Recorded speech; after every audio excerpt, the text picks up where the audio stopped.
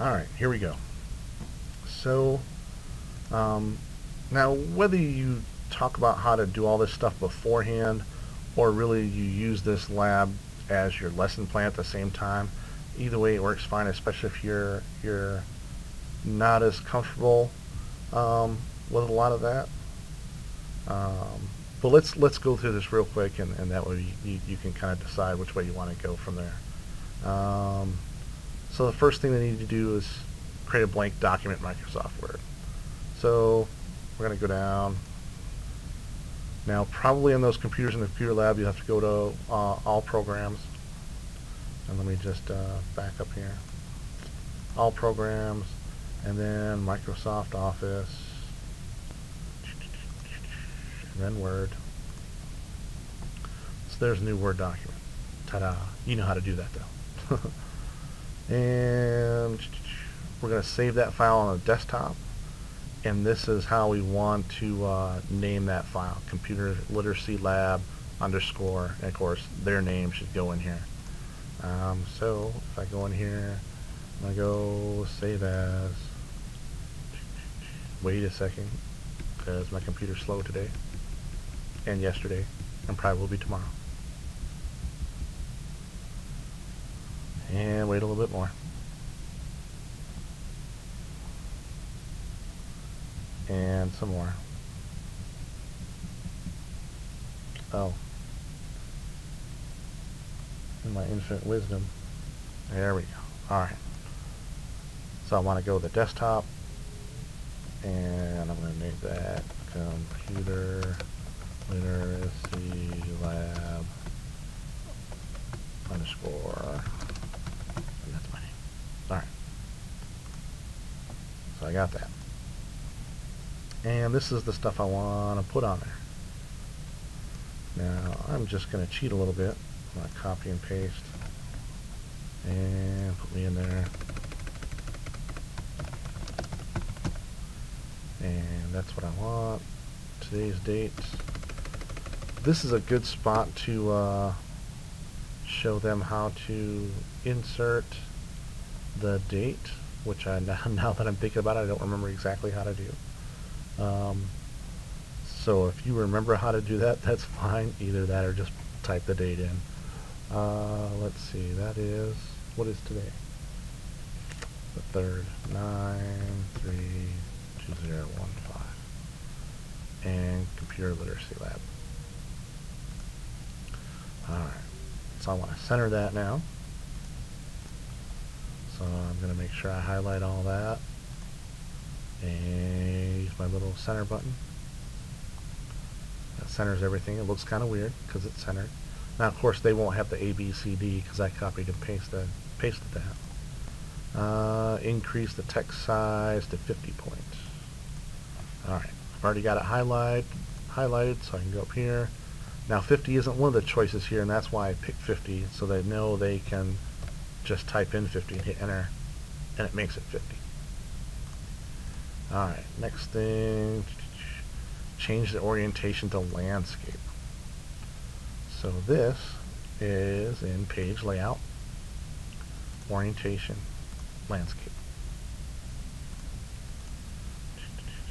Alright, and save it, because we want to save often so we don't lose things.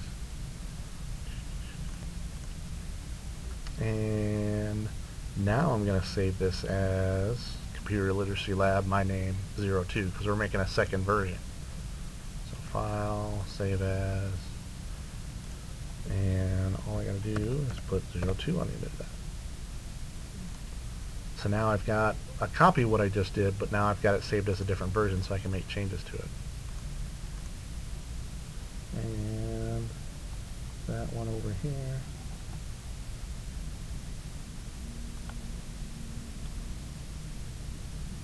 Bring that back. Alright. Now I want to change the font to Magneto.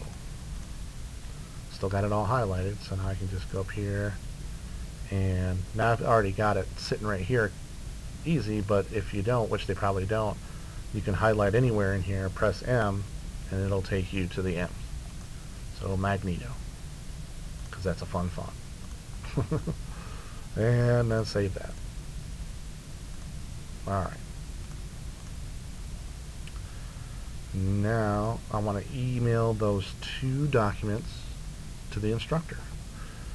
Now this is an interesting one. You can either have them just email it to you. I'm not sure what contact information you've given them, or let's see how that's going to work through Canvas.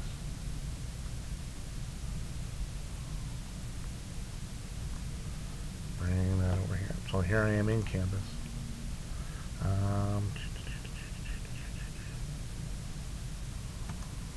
If I go to People,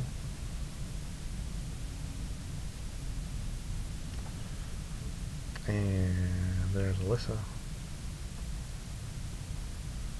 and send a message.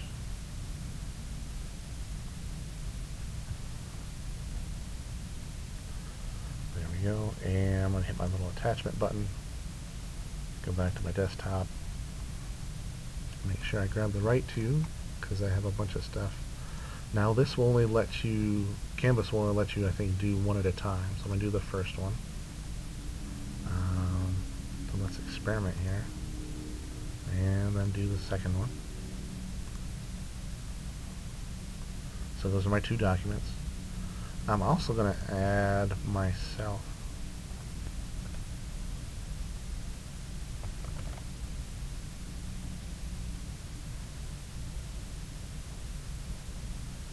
Canvas has always been really slow when it comes to looking up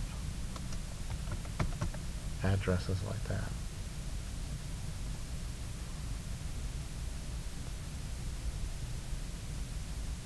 Ah, there I am. Excellent. And should always put in a subject. Computer Literacy Lab.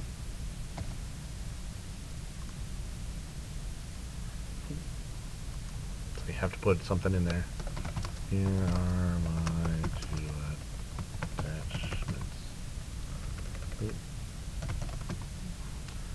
And because I'm doing this right now, you won't know why you're getting this email when you get it if you notice it. So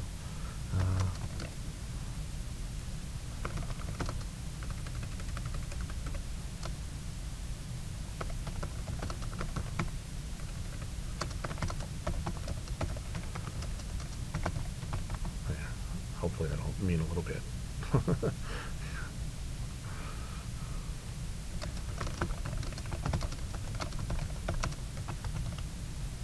There.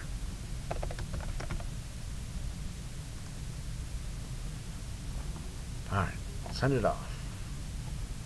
And okay, we'll let that go for a little bit while. That's a new one. Okay. Now the next one. Oh, yeah, there I got it.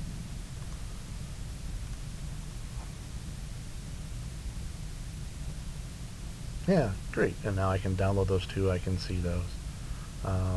I really wanted the students to email that instead of just uploading it to Canvas.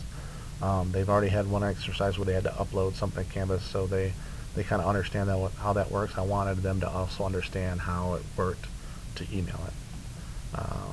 But now we're going to create a new blank spreadsheet. So let's get rid of this now. And I'm going to create a new blank spreadsheet. Again, they'll have to go to all programs, all that, but I got it pinned here. Blank spreadsheet. Alright. And now we're going to copy and paste the text from the file Computer Literacy Lab, your name, into that spreadsheet on the first tab. So I'm going to want to open that back up because in my infinite wisdom I just closed it, and that's the one. So I want to, I've hit Control A, it highlights everything. Control C will copy it, or you can right click and go copy, of course. I'll go to my spreadsheet on the first tab, right there. I'm going to paste it in. Now another neat thing to make sure they know, when you paste something in like this, don't just leave it that way. You can double click right there on that column and it'll automatically resize it.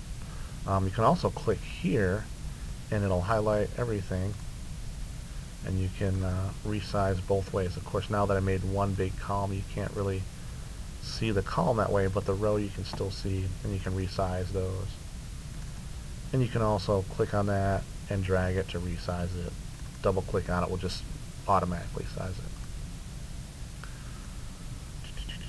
So we did that. Now we need to rename the tab main. So this is where we are. If you right click on that tab, you can go to rename. We're going to call it main.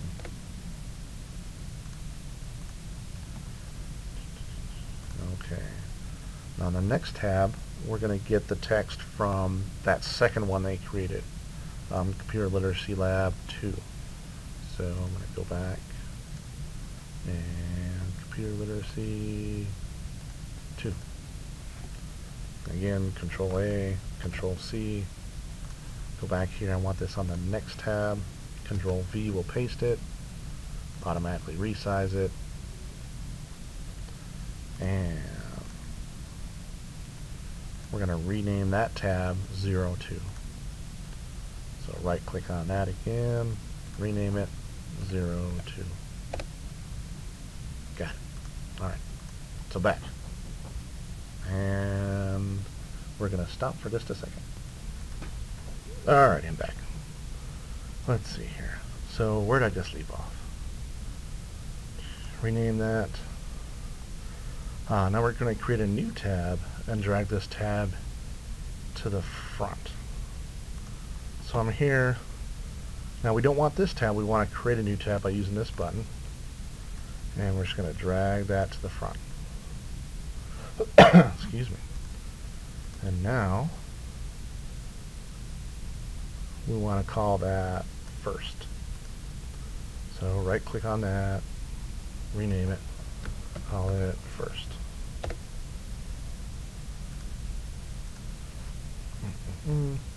Now we're going to save that spreadsheet, and we'll just save it on the desktop where we've been saving everything else. And this is Computer Literacy Lab, your name. Now it's the same title as that first Word doc, but it's an Excel spreadsheet, so it's a different file, so it'll be fine. So I want this to be called File, Save As. It's right on desktop. Computer Literacy. Now see, I have to be careful. Sometimes you'll hit enter too quick. You don't want you just want to take that docx off. That's how it should be named. And because it's a spreadsheet, it's fine to have the same name because they're different file extensions. Alright, so we got that. And we scroll down here. Now we want to email this spreadsheet to our instructor. So again, I don't like doing it this way. I always prefer to do it from the People tab, because it does seem to take Canvas a long time to populate when you try to search for somebody's name. So I'm going to People, and I'm going to go Alyssa, and I'll send you a message.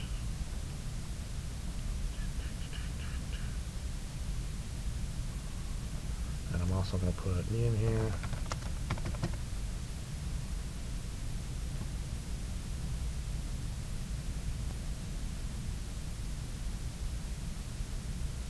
And there I am.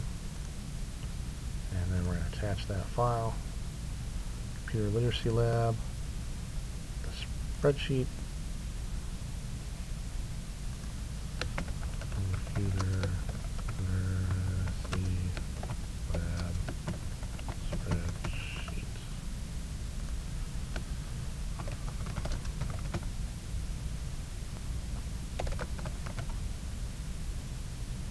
Alright. Send. So that's out. We'll get that in a second. Okay, now you'll need to email them 2 documents. And actually, instead of email,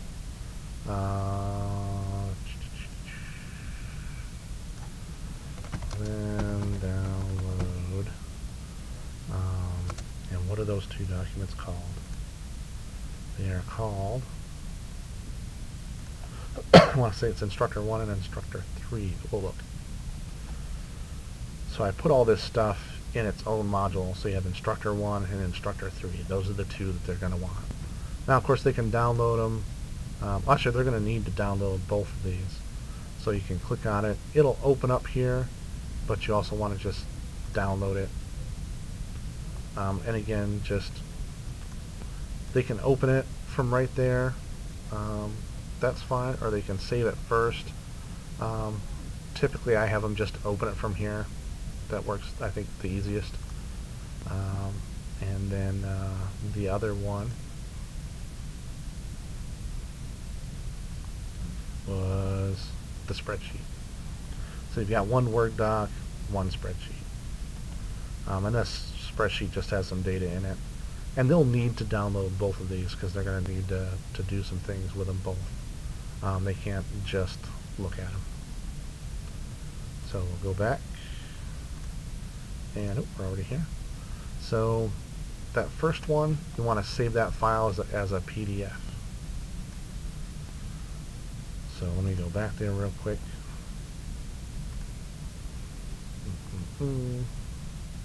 So that's the instructor 1 document. And that's a Word doc. So I'm going to click on that. I'm just going to open it from there.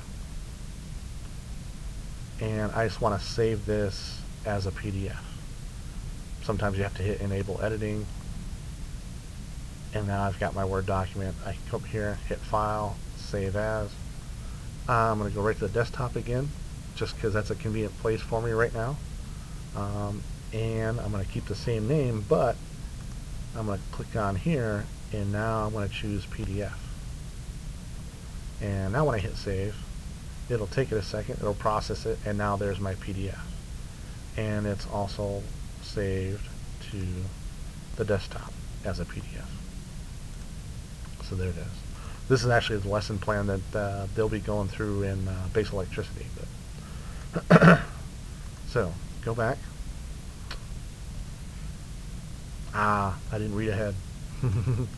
So I'm going to want to save that in a folder named PDF. That's a subfolder of a folder called Your Name. So this is probably the best way to do it. And this will probably involve some writing on the board and some gestures and whatnot to get this concept, but the concept of a folder with a subfolder in it. So really what I usually show is, let me go grab, oh, where are you? This. So let's just take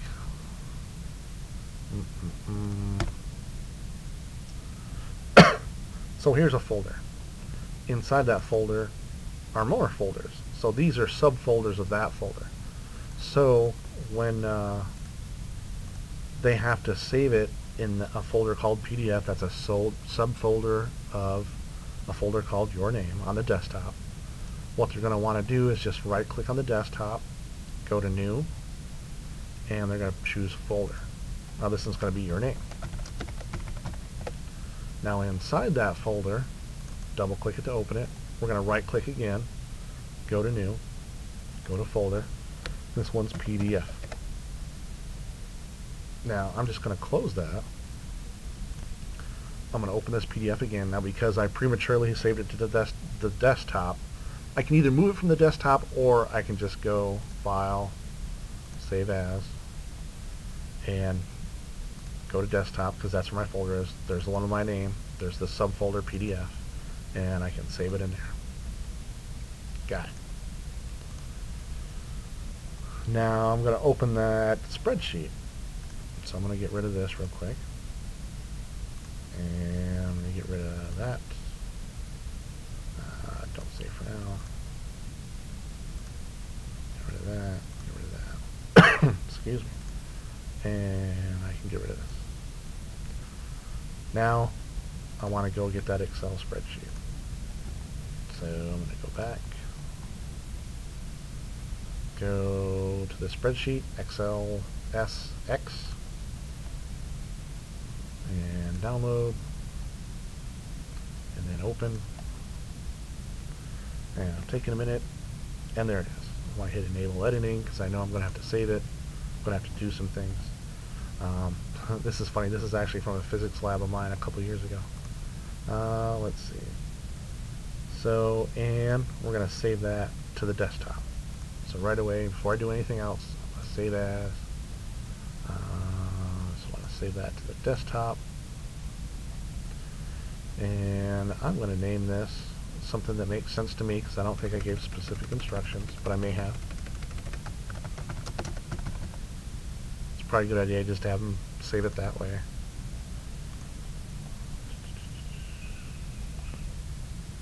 Yep, save it to the desktop. Now I'm going to create a sum of column B and an average of column C. So here's column B and there's column C. So I want a sum, so here I can click on anything below that, hit this little function button.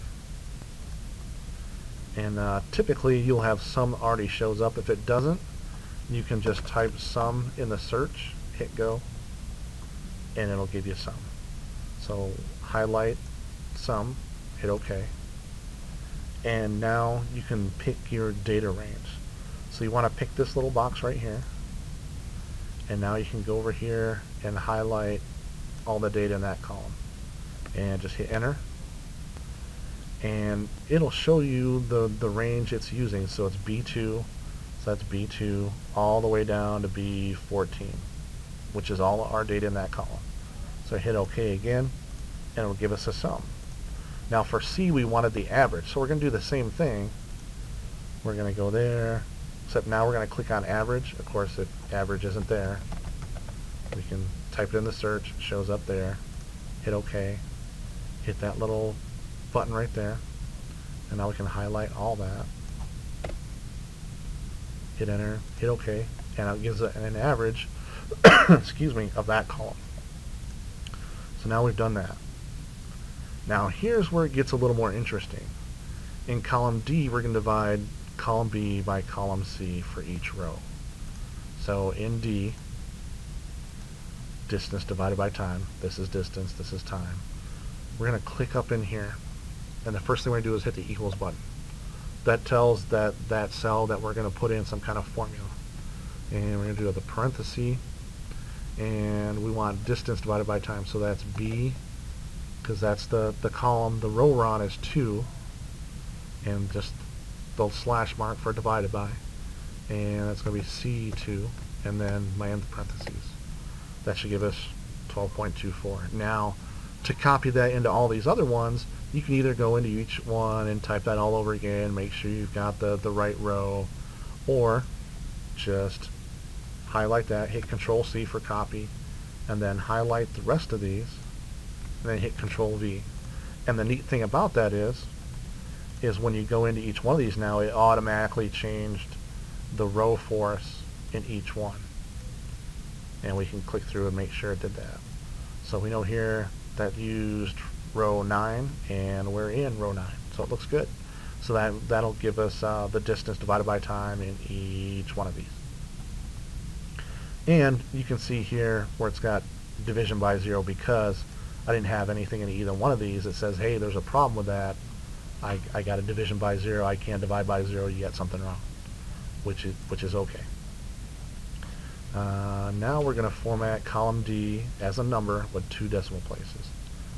Now the easiest to do that, because we're going to do the whole column, we can actually click up here, and then once that's highlighted, right click and go to format. Now we wanted a number, so we choose number over here, 2 decimal places, which is usually the default, and then hit OK. Now we'll notice too that it just gave us 2 decimal places on all these. That's still division by 0, and it didn't affect that because that's obviously not a number. It's text, so it didn't try to force it into being a number. Whereas before, let me go back here again.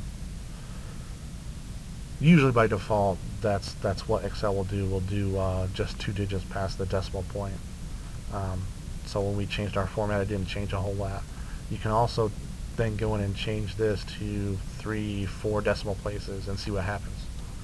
So there are some other numbers there. It is doing some rounding for us, but we just want 3 decimal places. And actually, I think what I'll do is I'll change this to 4 decimal places.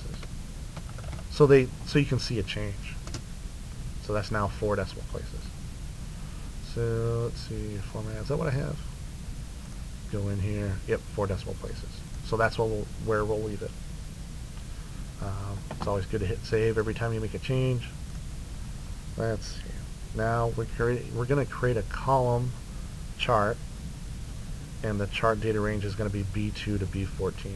So what we're talking about here, and I'm just going to put my cursor there. I'm going to insert, and we want, these are all our charts. We want the column chart. And just a 2D column is fine. Just pick this first one. And now we're going to put that over here where we can see it a little bit better. And we wanted to select the chart data range of B2 to B14. Now, it'll do some things automatically, but we're going to right click on this, and we're going to select data. And the chart data range is going to be B2 to B14. Now we could have typed that in too, but it's easier just to highlight it like that. I think it makes it a little simpler.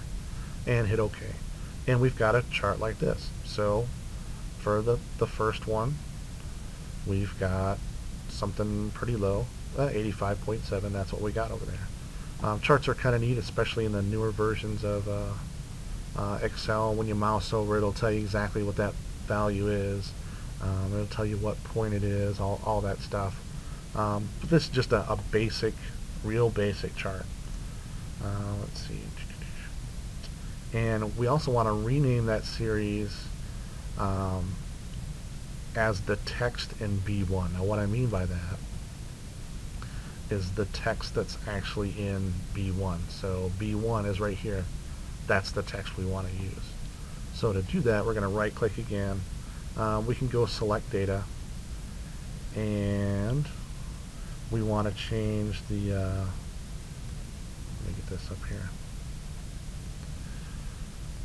We want to change the series name. So highlight that, hit edit, and again we're going to pick that little button and that, hit enter, and now it changed our series name to whatever was in that cell, which was distance, which is what we just did.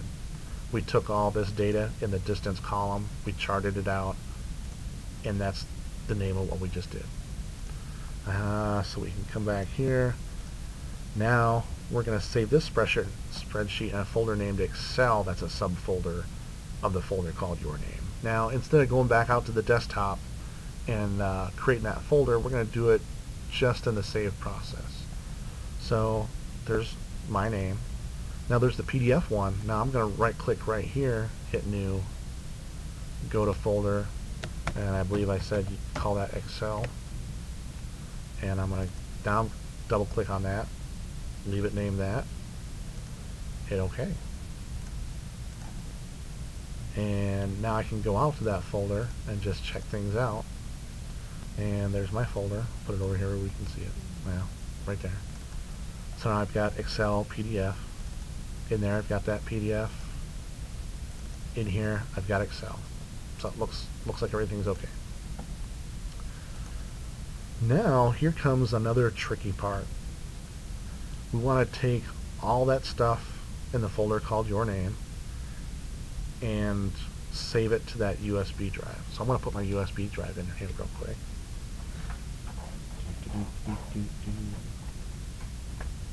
Come on. There we go. Excuse me. And I'm going to minimize all this. I'm going to give my USB drive a second. It looks like it's ready. And if you don't have the little folder icon right here, you can always go to the Windows orb and right click on that and go to Open Windows Explorer. And should have something like this. You should be able to get to that removable drive. And there it is there. Now I've got a bunch of stuff on here. And I'm going to make this window a little bit smaller so you can kind of see what I'm doing. And really what we want to do is we want to take that whole folder. Now let me check my directions here. We actually want to transfer. So we're not copying, we're transferring the whole thing. So we can just drag and drop that whole thing. That'll make a copy. We also could have right-clicked and hit copy, or we could have right-clicked and chose cut, and then came over here and pasted it. But the important is we get that whole folder from each student on that USB drive. Now once you do that, they're going to give it to somebody else, somebody who hasn't already put it on there. Now the first person to do this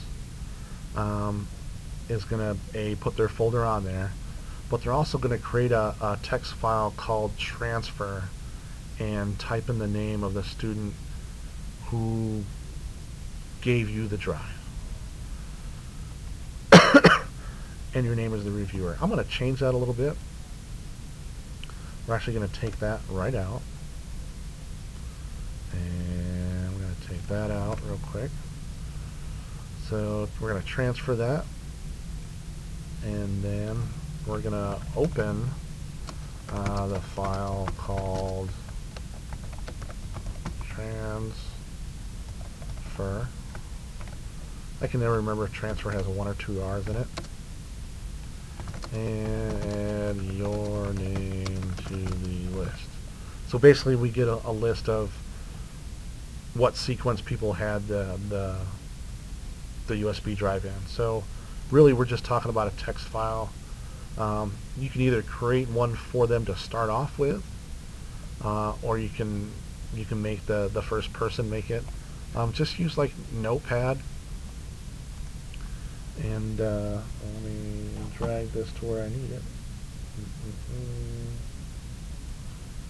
Over here, and I'm the first one. I put my folder on there. I'm also gonna file, save as. I want to save it on that drive as well. And I'm going to call this transfer. Okay, now the next person gets it. They're going to put their folder, their files on that folder, or on that USB drive. Then they're going to open up this transfer text file, and now Joe Schmo is the next one, and he's going to go file, save. And that way when the next person gets it, they put their information on the USB drive and then add their name to the list. And then when everybody's done, then the instructor gets it, and then you can just go through and make sure that everybody has their files there. And really I'm not looking at too much into detail to make sure they get everything exactly right, but they should have at least all the files that should be on there, the 2 different files in the right format. And really this exercise isn't to evaluate their ability to do any of this stuff, but really to help them learn how to do that stuff. So really